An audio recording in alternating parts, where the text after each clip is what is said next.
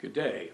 Today we're going to be interviewing Kathleen Cox, noted author and published author, and we're also going to be talking about her mother, who was a Red Cross volunteer, or maybe she was paid. I guess we'll have to get to that point in a minute.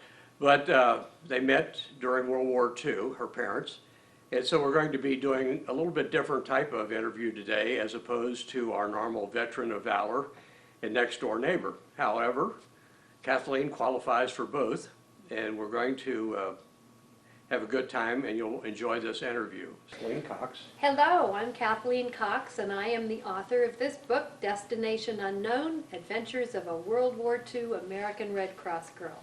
That Red Cross girl here in this little Ford convertible, the picture that looks like Thelma and Louise, the one with the white scarf, was my mother.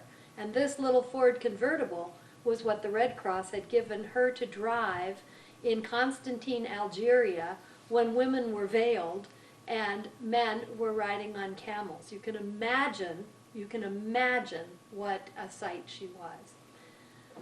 Thank you for inviting me for this interview. I'm delighted. Now the title, Destination Unknown, She never knew exactly where she was going to be. That's right. As you well know, because you're a veteran, the war security did not allow for anyone to know where they were going to go. But if I may, I'll tell you how this started. My mom was teaching at Allegheny College in Meadville, Pennsylvania. She had graduated from the University of Minnesota with a degree in business and another degree in teaching. So she was teaching business at Allegheny College. And another of the teachers there came to her one day and said, "You know, LeOna, I've been observing you." And he said, "I am also a recruiter for the American Red Cross." And he said, "I think you would make a good Red Cross girl." He said, "Would you be interested in interviewing in Washington?" And he said, "You'd have to interview with the FBI and with the Red Cross to be able to be part of it." And my mother said, "Of course I would." So she applied.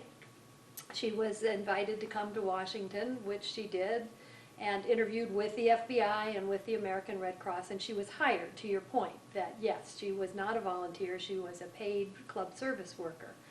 And she went to Washington then. She went home from Allegheny College, resigned her position, went home, and she had to pack everything she would need for at least 2 years in a footlocker. And that meant everything, because world was different in 1942. So she went home to Minnesota. Her parents were horrified. Her brother had been declared 4F because he had had tuberculosis, and they thought they were safe, and they'd never expected to find out their daughter was going to be the one to go to war. So she went home. She and her mother and father did all the shopping to find everything that she would need. I mean, we're talking aspirin, you name it. Things that you take so for granted today weren't that way. So she got the things she needed. They helped her pack up her footlocker, put her on the train in Minneapolis to go to Washington, and she went to train at American University, which happens to be my alma mater. I mean, who could have ever forecast that? She went to American University for 3 months and learned all sorts of things. The club service workers were running the social clubs for enlisted men. And in World War II, it was Dwight Eisenhower who asked the American Red Cross, General Eisenhower, if they would create these social clubs for enlisted men, which really served as R&R. And the Red Cross girls that ran them were given the honorary rank of major, so that there would never be any nonsense with the young GIs. Now, when I say young GIs, some of these fellows, as my mother told the story, were 16 years old. They had never been off their farms or away from their families in their lives, but they were plucked out of high school because of the need for fighting men and sent overseas to fight. And they were terrified. So these Red Cross girls became the big sisters, the aunties, the moms, the girls left behind, the ones where they would see a little touch of home and have a little feeling that there was some normalcy to their lives. But I've gotten ahead of myself. So after she learned to put on parties and play games and all these things at the training for the Red Cross, and got fitted for her uniform, all the things that have to happen when somebody is being taken into service. They then went off to Army bases where they could not tell their parents or anybody they were writing where they were. They went to Army bases and they practiced. They did their tricks and their games and all the things. And then when it was time to ship out, my mother writes home and says, I think we'll be shipping out pretty soon, but I can't tell you when we do, and no one knows where we're going. So that's why the title of the book is Destination Unknown. So she boards a ship with 1,300 soldiers, 700 Red Cross girls and nurses, headed for who knows where. And along the way, they encountered 2 German torpedo boats and managed to zigzag. She says, oh boy, did we hang on to our beds. That boat was going this way and this way to get away from the torpedoes. And they did, fortunately, manage to do that, and still no idea where they were headed. But no one had more fun than my mother, because she said so many of the girls were getting seasick, and she just refused to get seasick. She said, I'm having too much fun. So several of the soldiers had been in the big bands, had been musicians in the big bands before they were drafted. So they played big band music every night, and my mother danced her way across the Atlantic Ocean. And when finally, after 10 days, when they finally began slowly to pull into port, it was the most exotic thing she had ever seen in her life, because it was 1943, and they were pulling into the port of Casablanca, Morocco. There were men riding on camels. There were veiled women in all long black robes, walking with things on their head to hold the fruits and vegetables that they had just bought at the market. My mother said, they're all hanging over the rail, looking at all of these people and the site of Casablanca, Morocco in 1943, and they were in awe. So the other people that were in awe were the soldiers who had come to pick up the soldiers. They had been told to expect 1,300 soldiers, but no one mentioned there'd be 700 women. So no one knows what to do. So they decided to get the big Army trucks. You may remember this. 2.5 and 5 tons. Yeah, with the big open backs. Yes. So they get enough trucks to put all the women in, and they drive them to the Army base where they're going to keep them until someone figures out how to solve this problem. So my mother writes, here they are standing in the back of these trucks, looking at these people, the Arabs. They had never seen anything like that, all around them, and they're going, oh, look at that. She said, but meanwhile, there we were standing in full uniform, steel helmets on our heads, gas masks on our pistol belts, and haversacks on our back. She said, I bet those Arabs had a few things to say about us, too. Yeah. But this was just culture shock. Right. Now I'm going to ask you a little bit about your mother, LeOna. Yes? And her maiden name was Kreifel, is that right? Kreisel. Kreifel. Okay. Is LeOna spelled kind of a funny way? It's not one name? It's a capital L name? and E and a capital O and N-A. And was that a family name? No, my father asked my grandmother once why she had named my mother LeOna. And my grandmother had been a teacher. And she said, well, her favorite girl in her class was named LeOna, so she named her daughter for that little girl who had been in her class. And my father said, weren't there any other little girls that you really liked that might have had nicer names than LeOna?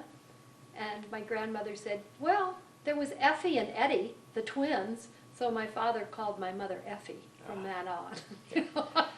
So your mother grew up on a farm in Minnesota? No, not at all. In the city? She grew up in a small town. Uh-huh. Her mother had been a teacher in, my grandfather was an immigrant from Dusseldorf, Germany, and he grew up on a farm in North Dakota. And my grandmother came from a unique family in those days, because her family owned a big farm in Wisconsin, and her father left the farm to my grandmother's brother so that he would have a way to make a livelihood. And he put my grandmother through college. so that she would have a way to make a livelihood. Now that was the most unusual thing. I mean, my grandmother would probably be 130 years old at this point. It's very unusual for a woman to be. College graduate, and she taught in a one-room schoolhouse in North Dakota with all grades, and she drove her horse and carriage, her horse named Sadie, to school every day, and the worst kid in her class was Emil Kriesel. And she kept sending notes home to the parents that Emil was a troublemaker, and she was very unhappy about this. So they sent the oldest brother, Fred, because all the father and uncles and all that were in the fields. So Fred Kriesel was sent to school to find out what little brother Emil was up to. And he met my grandmother, and that was the beginning of the story. So I know you heard most of these stories many times as you were growing up. And did she tell you a lot about her childhood? Oh, yes. Oh, yes. So she played the games that most kids play. Well, I don't know. The games they played in southwestern Minnesota, where they routinely had blizzards and 32 degrees below zero weather, was probably different. Hockey. She grew up on a lake, a large lake in Minnesota, and she grew up swimming. She was a lifeguard. She paddled her canoe with the other kids and raced up and down the lake. They fished. And then in the winter, they had ice boats for sailing around on the ice of the lake. And they had bobsleds and toboggans. And that was really life for them. It was an outdoor life. But, interesting point, there was an old German professor who had been a professor at the famed music school of Leipzig in Germany. And he was somehow in this small town in Minnesota, Ortonville, Minnesota.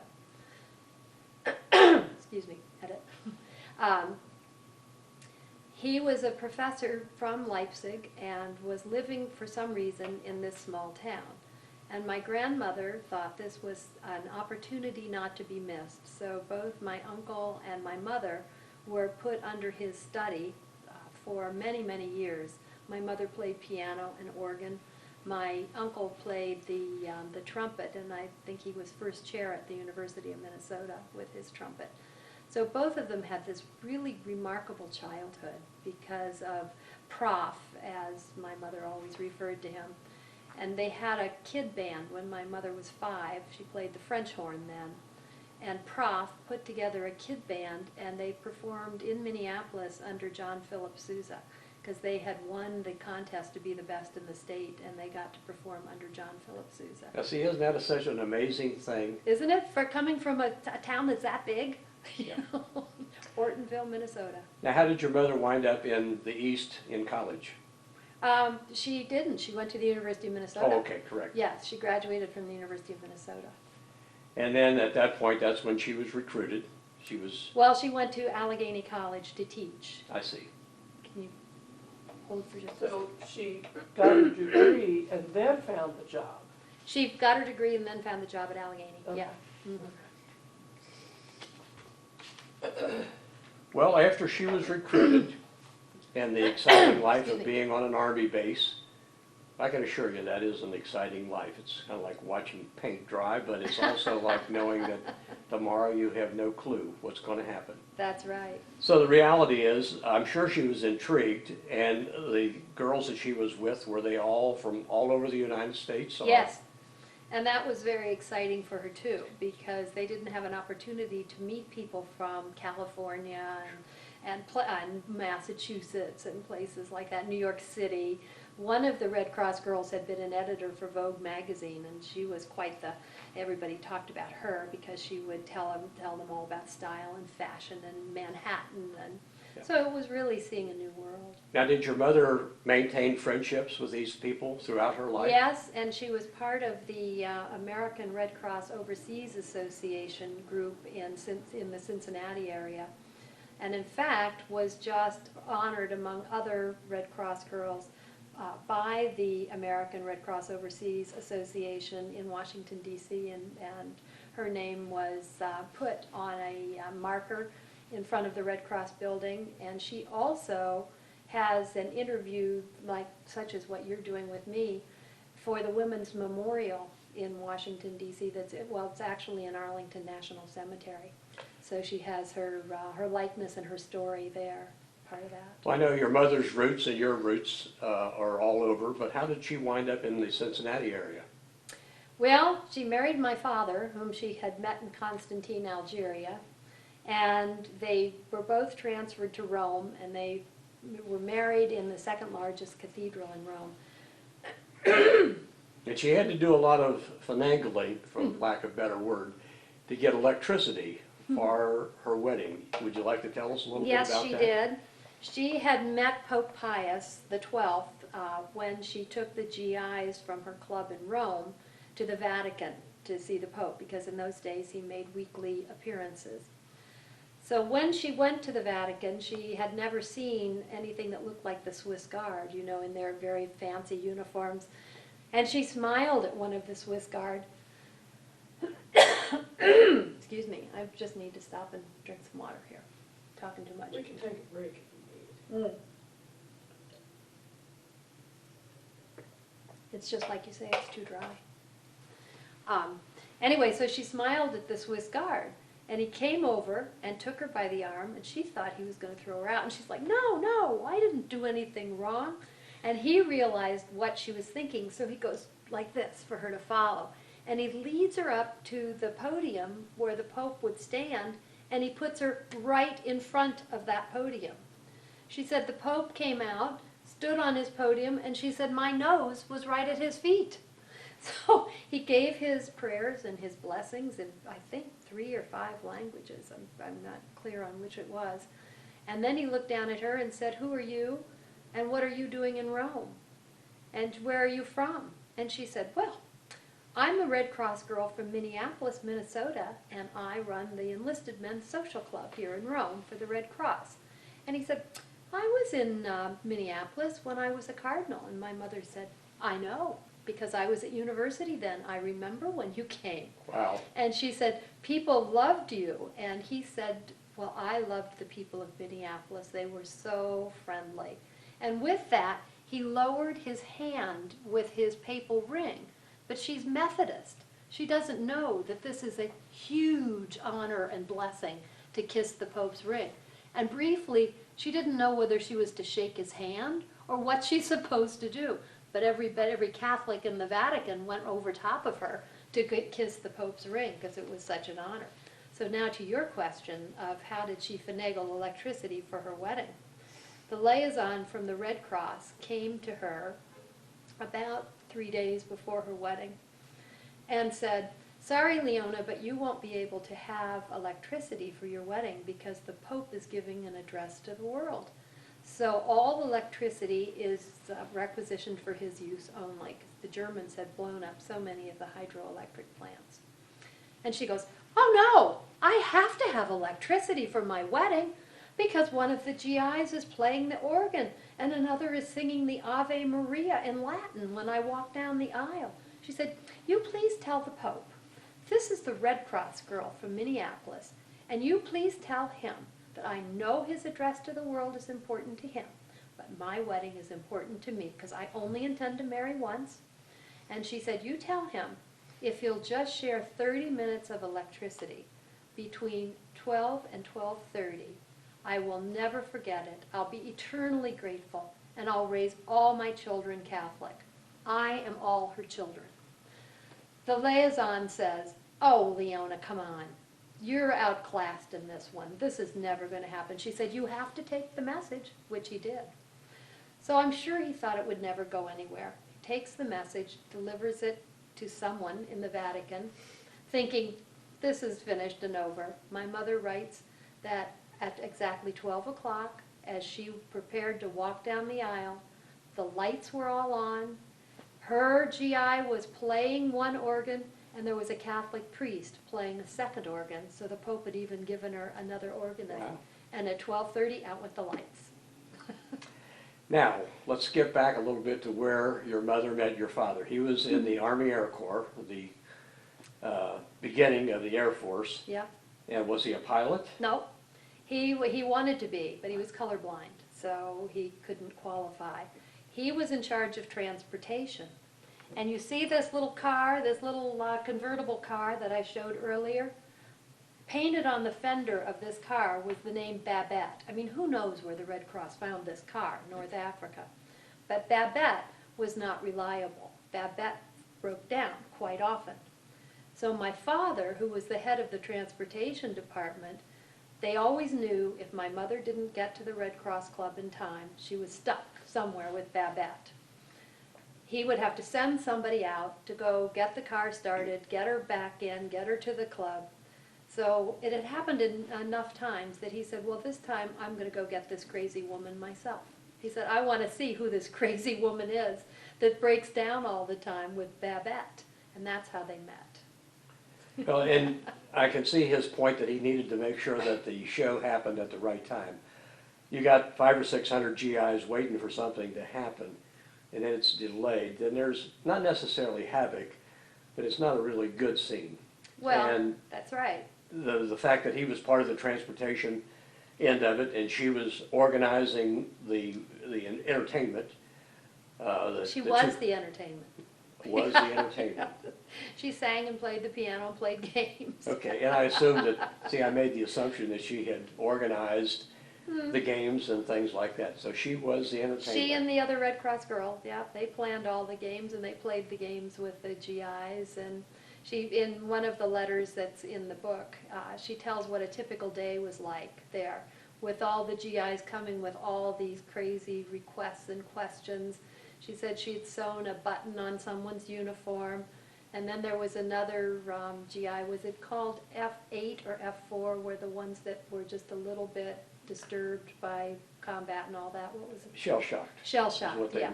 Yeah, but there was a division of them. Yes. wasn't it? Okay. And they would come into the club, and so there was one of the fellows in that division who was designing a new home for his mother, modeled on the QE2, or the Queen Victoria, one of the great ships of, English ships of the day. And so he would always bring the plans to show my mother the latest incarnation of the new home for his mother. And then someone else had a puppy and brought a puppy in, and she was supposed to name the puppy. So there was just this whole, it was modeled on Eleanor Roosevelt's piece in the paper of the time called My Day. And my mother said, with regards and thanks to Eleanor Roosevelt, here was my day. And she tells all these stories. Well, you were very fortunate that she was able to pass those on. Let's talk a little bit about your father. He was in Algeria, or was he in Rome? He was in both. Both. And then they were married in Rome, and then they both wound up in different army installations together after the war. Well, my mother was always in a Red Cross club, which was behind the front lines. Right. And yes, my father was in the Army Air Corps in Rome. He was transferred to Rome the same time my mother was transferred to Rome. They probably arranged that because they were engaged from the time they were in Algeria. But he was transferred to Rome, she was transferred to Rome, and they had already become engaged, planned to be married, and decided that Rome would be the place where they would get married. So that's how that happened. And your father was Catholic? Yes, my mother was Methodist. And there was a lot of confusion in the family because of that. Her parents didn't necessarily want somebody from Boston being part of the family. Well, somebody that was half Irish and half Italian, because my grandmother was a proud member of the Women's Christian Temperance Union, and as far as she was concerned, the Irish drank. And having a son-in-law from Boston who was half Irish and half Italian was pretty risque in her world. Yeah. But they survived it. They did, yes. They were married 52 years before my dad died. And your mother died recently. Well, 5 years ago, yes. And back to the Cincinnati question, how did she wind up here? They, one of the things my grandmother had worried about, which was quite accurate, is the way the world was in 1945. If someone's from Boston and someone's from southwestern Minnesota, it's not easy to be part of both of those worlds, Yeah. because it was very difficult. You didn't jump on a plane and go someplace, and even telephone calls were so expensive. So the decision had to be made, would my mother become part of the Boston family, or would my father become part of the Minnesota family? And my mother won. So my father moved to Minnesota. And I'm not sure when they lived in Ortonville that it was really comfortable with my grandmother, because my grandmother never gave in on this fact. So they moved to Minneapolis, and my father got a job in Minneapolis, and I think that was an easier place for the two of them to start a life. And then he was transferred. And he was transferred to, my father was a salesman all his life. His college degree was in advertising, but he was a born salesman. And so he was transferred quite often to take over new territories. So we lived in many places and ended up in Cincinnati. I see. And that's why they both ended up here. Well, I'm going to go a little bit different now and talk about your career. After you graduated from college, you found a job in the East. After I graduated from college with a degree in political science and international relations, because it was the only major I could find that had no math requirement, and I am terrible in math. So I graduated with that degree thinking that any embassy in the world would just be delighted to have me. I was very naive, didn't understand about the Foreign Service exam or the glass ceiling that existed in 1967. So it was a little question when I graduated, well, what am I going to do now? The embassy is just not there waiting for me to come. But I had studied in Europe one summer when I was in college, and we had flown home on a Pan Am plane. And I thought that was about the most glamorous thing I had ever seen. So I thought, well, here's another way to do this. I'll see if I can get a job as a stewardess, not a flight attendant. I have the wings to prove it, stewardess. As a stewardess on Pan Am, and then I might meet an ambassador on one of my flights, and he might hire me to work in his embassy. So that's what I thought. I still lived in the world of make-believe. But I did get the job with Pan Am, and Pan Am was the queen of the airlines in its day, and it was only international. It was a fantastic job for someone just out of college. And I flew South America my first year, based in Miami, and then transferred to New York and flew Europe for the second year. So that was my job after college. Now, for those of us that are unaware of what the difference between a flight attendant and a stewardess is. Age. Age? Yes. In 1967, we were stewardesses. Okay. Today, they are flight attendants. Right. And the job is quite different than it was then, because on Pan Am, as I said, this was the glory days of flying. We were catered by Maxime's of Paris, and we cooked all first-class meals to order, and we served them on big rolling trays where we literally carved roast beefs that we had cooked to order, right, or carve them right next to the seats where people sat. We had to know all the wines because we presented all the wines that Maxime's had sent to us to accompany each course of the meal.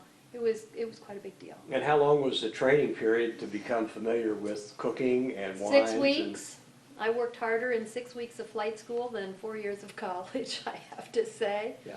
But we had to learn to set broken bones and deliver babies, because if you're over the Amazon and an emergency happens, there's no place to land. We used to fly also, speaking of the Amazon, we had machetes that were taped or had some kind of an enclosure holding them on the bulkheads on the economy side, in case we had to go down in the jungle and we could cut our way through the jungles with our machetes and save our passengers. And see, most folks don't realize what all entailed. Oh, I knew one gal flying for Pan Am that flew the Eastern European bloc, and she delivered, I think, 4 babies in 4 months, because these women they were big women, and they would be wearing big coats, so nobody saw that they were pregnant.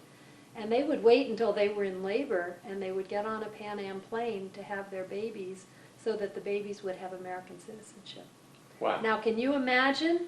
So she said she delivered one on the floor of the galley and one in the front seats of the economy section. And yeah, so we had to learn to do those things because they happened. Yeah, and people don't know that. About the old days of flying. Yeah. I had Charles Lindbergh on one of my flights, and the King of Spain. Was he going the correct direction when he was on your flight? Yes, he was actually on the board of directors for Pan Am. I So see. he was, That was a checking natural things fit, out. wasn't it? Oh, yes. When I told the captain that Charles Lindbergh was in first class, he's like, send him up, send him up. And I went back and said, Colonel Lindbergh, the captain would like to have you come up to the cockpit. And he said, oh, I wouldn't want to bother them. I said, bother them? They're jumping up and down. Yeah. And see, there are so many things that happen on those international flights. You know, the movies pale in comparison to real existence. It's true. It was quite glamorous. I mean, the King of Spain was quite something to have in your first class passengers. Of course, we all had to be bilingual, and at minimum bilingual. The European girls usually spoke several languages, but we Americans were lucky to speak 3. I speak just 2, English and Spanish.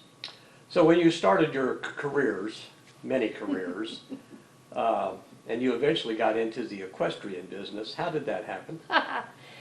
I bought my first horse when I was 10 years old, living here in Cincinnati. I grew up riding the trails of Hamilton County and always loved horses. So when I was married and living in Westchester County, New York, right outside of New York City, I wanted to have a horse. We had 3 acres of property. And I came back to Cincinnati to visit my parents, brought the kids, and a friend of my mother's raised Arabian horses here. Her name was Esther Walliver. So I took the kids to go see the new colt at Esther's house, and I ended up owning the new colt at Esther's house. So that was the beginning of my horse business that I called Frog Hollow Arabians, because I had more frogs than horses. And that became a business for me. And it spun off into my writing, becoming a writer, to earn money to help support my horses, because my husband was not too happy about having this horse, and his family was even less happy. But I thought I could earn money and help support them myself. So I became a writer, which led to my doing a special section for a magazine in the horse business. And among the people that I interviewed for this special section was the producer-director, Mike Nichols. And the section that I produced, Mike was very impressed with. So he came to me and said, how would you like to do the public relations and marketing for my horse farm? And I'm like, sure, with no training in any of this. You and your mother? At all. Yes, yes, daughter of my mother. Sure, I'd love to do that. So for 7 years, I did all the marketing for his horse farm in Connecticut, and had just some fabulous times with that. And it spun off a whole career for me that I would have never, ever entertained in my life. Because people would say, well, if she's doing Mike Nichols' work, she must be good, so they'd hire me. So I had all these fabulous clients and doing all these fun things with no training to do them at all, but enough ignorance and moxie to get people to believe I could do it, and I did do it. And then trying to find a way to publicize one of my clients' horses who lived outside of New York City also. I was trying to find a way to have a big horse festival in Manhattan, because I thought if people would come and they could see all different breeds and types of horses, it's like buying a car. There'll be some that would like this one and some that would like this one. And I couldn't find a place to hold this festival until I went on behalf of another client, which was Merck Pharmaceuticals AgVet division, to do a luncheon for veterinarians at Belmont Park in New York City, where the third leg of the Triple Crown is run. And I happened to run into the vice president of marketing for the New York Racing Association, who said to me about what the Pope said to my mother, who are you and what are you doing here? And I told him I was trying to find the room where my luncheon was going to be. And so he said, well, come in my office and tell me who you are and what you're doing here. So I'm chatting with him, and all of a sudden I thought, Belmont Park, this is where I could have my horse festival. So I said, I've got to tell you, I have an idea for this big horse festival. And he goes, he's a real New York guy. Well, long story short, I was invited 3 times to meet with the board of directors of the New York Racing Association, which is really the elite of the racing industry, and tell them about my idea for this horse festival. They didn't know who I was. I had no background in this. They asked me if I'd ever done one before. I said no, but I knew it could work. And they weren't sure about this. So they called me back a second time, asked me the same questions, we talked about the same things. Then they called me again, and I came back for the third time. And this time they voted on it, and it was unanimous that they would hold this horse festival. So in 1988, the New York Racing Association spent $3 million building an arena at Belmont Park for me to have this festival in. I got people from all over the country to agree to come, to bring their horses, put on this show in New York City on Long Island. And it was an 8-day show, and it was a promotion for the running of the Belmont Stakes.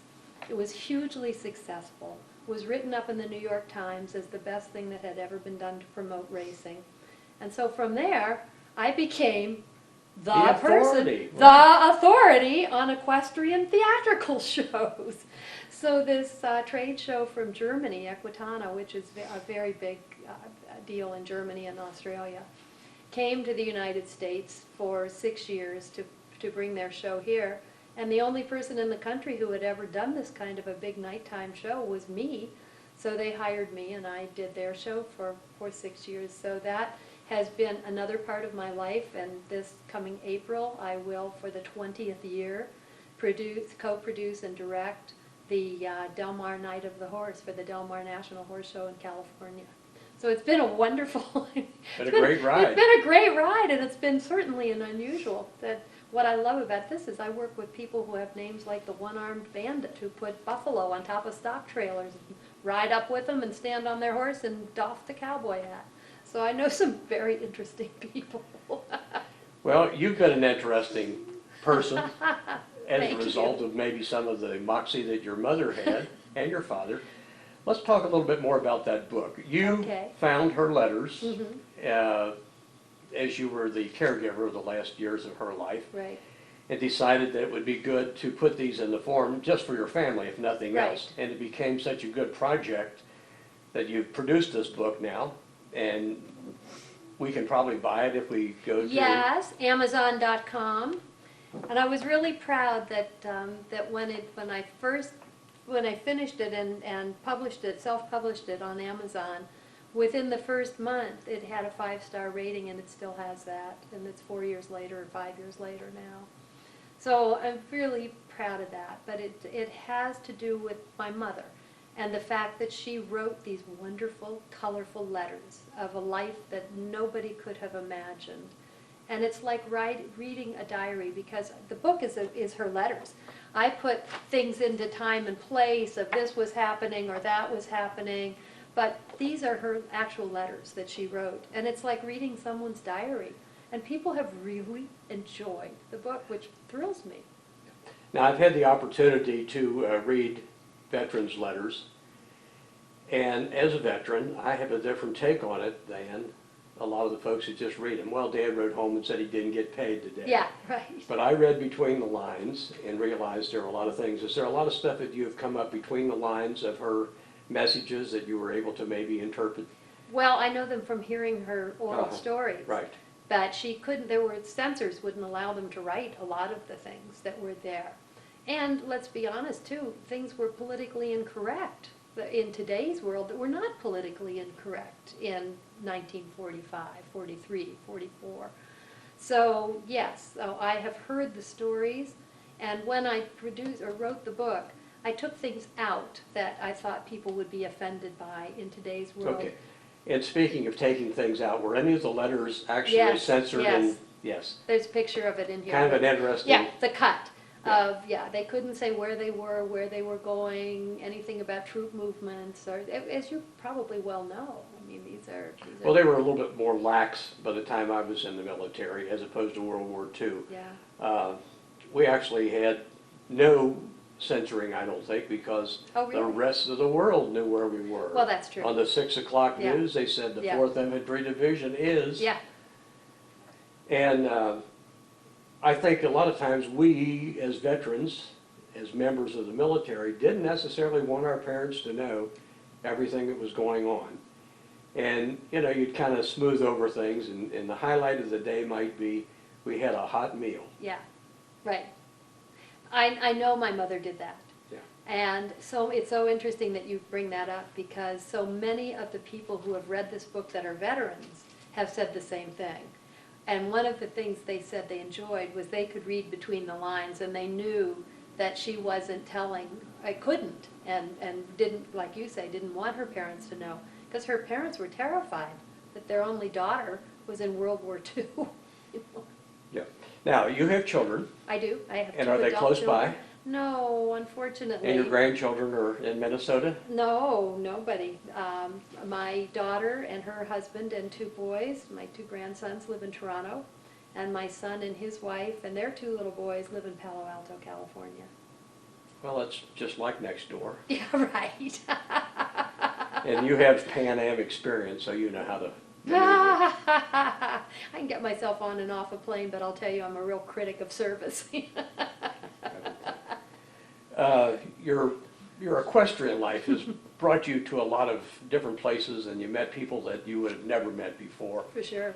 And I guess I'm going to ask a question. Is there any advice you would give a young person today who's just getting out of college or high school looking for a career? Is the answer just have more nerve than sense? I'll tell you exactly what my answer would be, and I wish somebody had ever helped me to know this. And it's to find your passion. What it is you love to do, what you would do every day if you weren't being paid to do it. I have found that both in my Pan Am job, because I loved that, and certainly in my horse world, because I love that. And I'm a speaker now, and I talk from the book, and I love that. Had I ever known when I was younger, or anybody had asked me the question that you just asked me now, I would have loved for somebody to have steered me in that direction. Because of my grandmother and my mother being teachers, I was always steered towards being a teacher, and being a rebellious kid, it was like, well, no, I don't want to do that. So I think for the best advice I can give to anyone is to find their passion, and then get education to know how to do it, and then go do it. That's very, very good advice. It's true. Very You good know that. advice. Both of you know that. Yeah. We're honored that you were able to accommodate us. I am honored. Thank you. You've got a beautiful home. I'm going to say you live in Covington. For the benefit of those folks that want to buy this book, they can probably go to Joseph Beth also? No, unfortunately, I have never. Just Amazon.com. I've never tried to market it to the bookstores. I see. It's on Amazon.com, so it can easily be ordered there. Or if you see a place where I'm speaking, I always take books to sell. I see. And I know that horse people think differently than other folks. And I'll paraphrase this. I've had some friends that knew that I kind of had a little bit of love for animals, and they always said, as far as horses are concerned, they're just hay burners, and unless you've got a good horse that's winning races, they're not fun. But I realize that they're just like family. Oh, yeah. And I can see you have a great love. Now, let's talk just a little bit about the birth of one of the colts that you had mentioned earlier. The neighborhood kid showed up shortly after the birth. That's right. This was right outside of New York City in Westchester County, New York. And as I said, I had these three little acres, which is a very small area to keep horses. And I had a little barn, and I had this pretty little mare that I bred actually to one of Mike Nichols' stallions. And we're expecting our first baby. So my kids and I were on baby watch for quite a while, because you can never, unless the vet's there all the time, you don't really know when the horse is going to have her foal. So my son, who was 4, was on his way back to play in his fort in the woods and passed by the barn. And at the same time, I was just stepping into the bathtub. And he comes running in the house and goes, "Mommy, Mommy, does a mommy horse want to have her baby when she lies down and gets up and lies down and gets up?" And I'm like, oh. So I run outside with her and with my daughter, who was 6, and she could read from the book of how to deliver a foal, because I had never done that before, and certainly my children hadn't. There was no time to get the vet, because we got to the barn and the mare is lying down getting ready to deliver this baby. So my son and I delivered the foal. He was 4. And my daughter, who was 6, was reading us from the book what we had to do next. And after the baby was born, we rubbed it all off with the hay, and the mare then started licking and taking care of her baby, so I said to the kids, let's leave her alone now with her foal in the stall. And so I went back up to take that bath that I'd been trying to take, and I came downstairs, and the kids had run around the neighborhood and gathered up all their friends, and there in this big box stall stood my beautiful mare just calmly eating her hay, and all the kids in the neighborhood were surrounding this foal, just looking at her and touching her. And that mare was such a kind and understanding mare, because mother animals with their firstborns are not usually that Right. generous. And she just welcomed them all to come see her baby. It was really cute, yeah. Well, maybe some of your personality rubbed off on the mare and Oh, got thank things you. working in the right direction. Oh, she was a very unique animal. I mean, you could tell her to get in her horse trailer and she'd get in the horse trailer. She knew all sorts of vocabulary words, and she liked candy canes. My son went up to the fence one time when he was 3 and he had a candy cane in his mouth. And that little mare reached over the fence with her muzzle and so gently pulled that candy cane right out of his mouth and ate it herself. So she had big candy cane all around this gray muzzle. But yeah, she was an exceptional horse. Now, if somebody wants to find you to speak, Oh, thank you. we're going to Thank you, Marvin. we're going to put that on our Thank logo you. at the end. But Thank you. if you'll go ahead and announce. Well, my website is KathleenCox.com, KathleenCox.com, and everything is on there. There are clips of my speaking at the Pritzker Military Library in Chicago, which was a real honor, and various other places, and also pictures of my crazy horse world with people hanging off the sides of horses in a very theatrical drag they call the suicide drag. So people can go to my website and they'll be able to contact me through there very easily. Well, we've certainly enjoyed being here and your gracious Thank you. hospitality. Thank you. Well, I thank you. This is a real privilege for me. Thank you both very, very much. So we're